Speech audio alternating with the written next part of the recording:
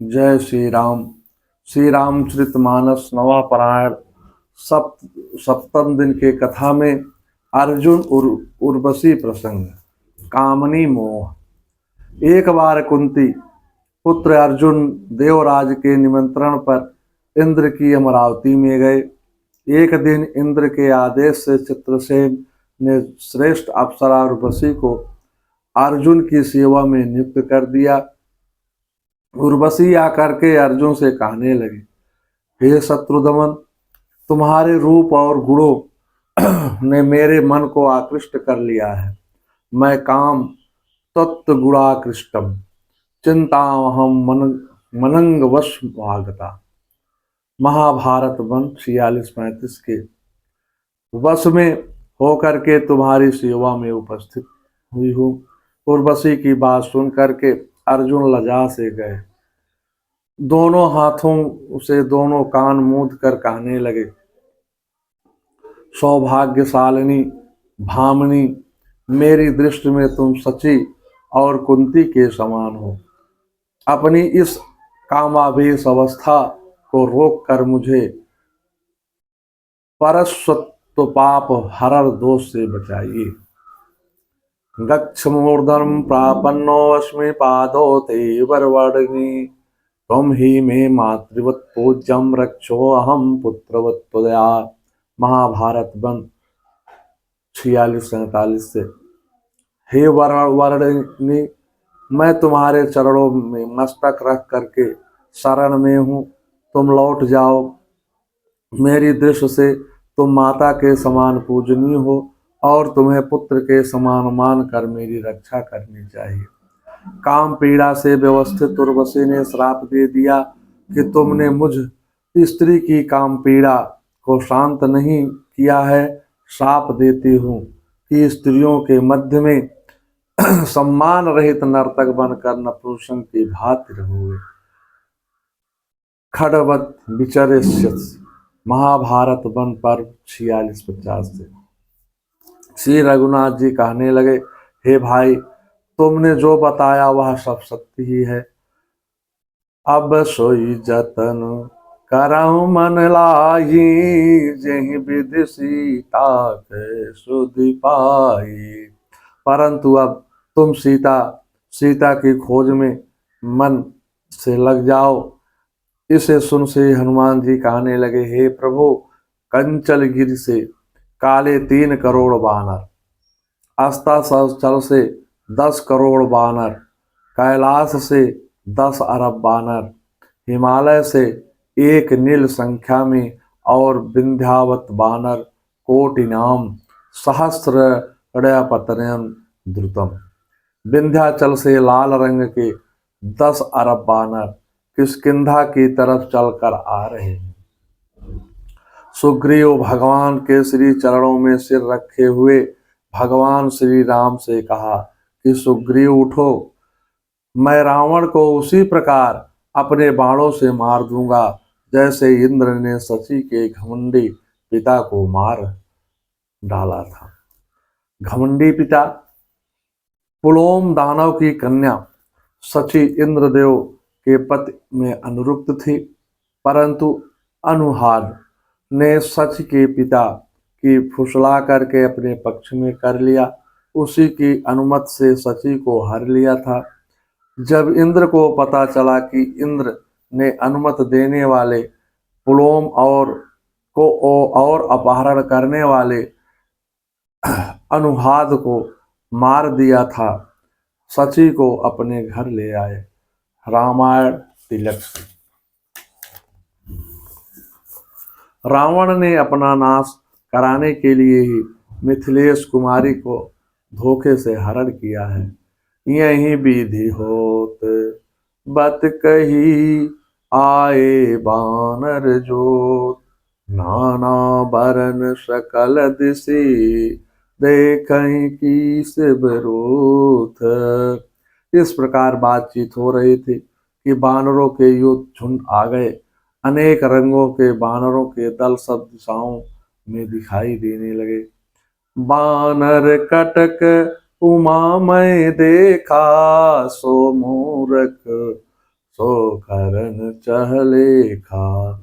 आई राम पद नाम ही माता, निरख बदन सब होई सना था। शिव जी कहते हैं, हे उमा, बानरों की वह सेना मैंने देखी थी, उसकी जो गिनती करना चाहे वह महान मूर्ख है। सब बानर आकर के श्री राम के चरणों में मस्तक नवाते हैं और सौंदर्य माधुर्य निधि श्री मुख के दर्शन करके कृतार्थ होते हैं। उस समय किष्किंधा पर्वत पर चारों दिशाओं में असंख्य बानरों वीरों का आगमन हो रहा है। सतबली नामक बानर 10 अरब बानर लेकर आया। तारा के पिता 1000 करोड़ बानरों को साथ लेकर के आए और रूमा के पिता 10 अरब बानर लेकर आए थे। गज बानर 3 करोड़ बानर लेकर आए थे। रीछों के राजा जम्बवान 10 करोड़ के साथ सुग्रीव के पास आए। रुमड़ 1 करोड़ बानर लेकर आया। गंधार मादन 1 पद्य बानरों की सेवा लेकर आया। युवराज अंगद 10 शंख 1 पद्य बानरों के साथ शोभायमान हो रहे थे। तारा 5 करोड़ बानर लेकर आया। तार 5 करोड़ बानर लेकर आया। इंद्रभानु के साथ 11 करोड़ बानर वीर आए थे। रंभ के साथ 11,100 बानर वीर आए थे। दुर्मुख के साथ 2 करोड़ बानर वीर आए थे। श्री हनुमान जी के सानिध्य में 10 अरब बानर वीर थे। नल के साथ 1 करोड़ बानर वीर थे। श्री हनुमान जी के सानिध्य में 10 अरब बानर वीर थे। नल के साथ 1 अरब 1,100 बानर वीर थे। दधिमुख के साथ 10 करोड़ बानर वीर गर्जना करते हुए आए थे। वाल्मीकि रामायण के उसके संध्या कांड का सर्ग 31 से 39 से। इन बलवीरों के आते ही जंगल सारा गूंज उठा। श्री राम नाम पर 3 बार भारी जयकारा गूंज उठा। राधे श्याम रामायण से। सुग्रीव कहते हैं, हे वीरों, सभी दिशाओं में जाकर के सीता जी को ढूंढ निकालो। सिकंदर के गुरु अरस्तु ने भी सिकंदर को समझाया था। दृष्टांत है, सिकंदर ने भी अरस्तु की बात नहीं मानी थी। सिकंदर की भारत से बेबीलोन लौटते समय रास्ते में ही मृत्यु हो गई। सेनापति जब उसकी लाश को बेबीलोन पहुंचा तो वहां की जनता उसकी मृत्यु पर रोने लगी। सिकंदर के खजानों की चाबियां 19 ऊंटों पर चलती थी। मृत्यु के पूर्व उसका सब यहाँ पर ही छूट रहा था। सिकंदर ने सेलुकस सेनापति से कहा, मैंने इतनी लूटपाट कत्लेआम किया और जोड़ा गया सारा धन यही रह जाएगा। इसलिए मेरे दोनों हाथों मेरे जनाजे के बाहर निकाल देना, जिससे दुनिया जान जाए कि इंसान के साथ कुछ भी नहीं जाता है। ये दुनिया एक धोखा है, जो हाली थे बहाली थे। सिकंदर जब गया दुनिया से, दोनों हाथ खाली थे। अरस्तु ने ये कहा, मैं जानता था कि संतों और देवताओं ऋषियों के देश में जाकर के मेरा शिष्य हार जाएगा। मैंने उसे मना किया था कि विश्व विजय का सपना लेकर वह भारत कभी न जाए। यदि जाए तो वहां के ऋषि मुनियों से ज्ञान की संपत्ति लेकर के आना। भारत को लूटने, हीरा जवाहरात और कत्लेआम करने के विचार से मत जाना। परंतु उसने मेरी शिक्षा नहीं मानी और उसकी असहाय दुर्गत हुई। इस कारण तुमसे कहता हूँ, सीता सुध को प्रस्थान करो। यदि जीवन नूतन करना है तो पहले जीवन दान करो। राधे श्याम रामायण से सभी वानर वीर जाने से पहले श्री रघुनाथ जी के चरणों में प्रणाम करने जाते हैं। अस कपिएक न सेना माही, राम कुशल जेहि पूछी नाही। यह कछु नहीं प्रभु कई अधिकाये, विश्वरूप व्यापक रघुराई। सेना में एक भी बानर ऐसा नहीं था जिससे कि श्री राम जी ने कुशल ना पूछी हो। प्रभु के लिए यह कोई बड़ी बात नहीं है, क्योंकि श्री रघुनाथ जी विश्व व्यापक हैं, सारे रूपों और सब स्थानों में हैं। वानर राज सुग्रीव श्री राम जी से कहने लगे, हे प्रभु, ये असंख्य वानर आपकी आज्ञा की प्रतीक्षा में जय जयकार कर रहे हैं। ततो अभृष्टुम धर्षेष्टुम सुग्रीवो भक्ति नम्रते, हे देवं पश्य समायान्ति वानराणां महासमुं।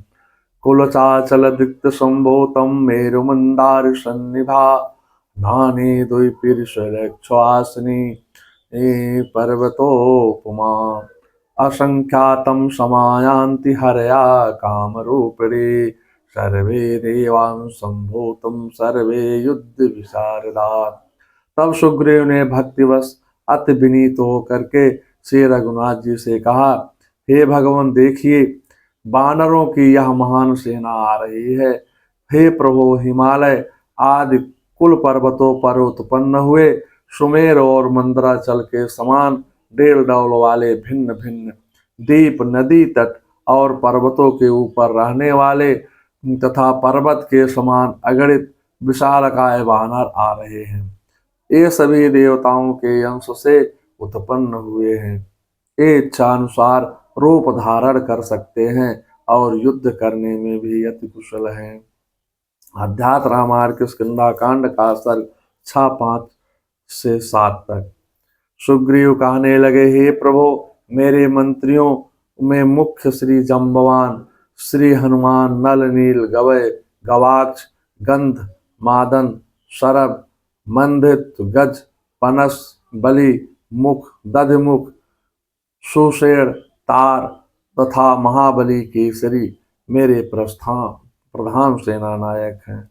सुग्रीव वानर वीरों से कहने लगे, हे वीरों, श्री राम का कार्य है और मेरा अनुरोध है। चारों दिशाओं में जाकर के सीता जी का पता लगाइए। आप सभी ध्यान देकर सुने, 1 माह के भीतर ही सूचना लेकर वापस आना है।